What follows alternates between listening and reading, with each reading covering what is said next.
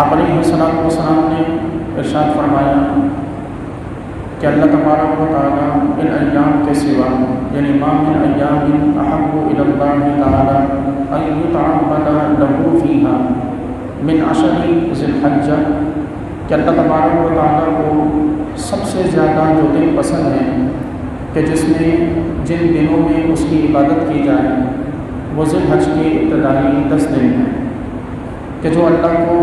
نہایت پسند ہے کہ ان ایام میں اس کی عبادت کی جائے۔ اور آپ علیہ السلام نے ارشاد فرمایا کہ یعدل صیام کل یوم منہا بصیام سنۃ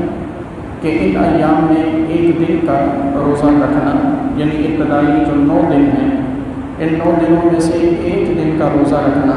1 سال کے روزوں کے برابر ہے۔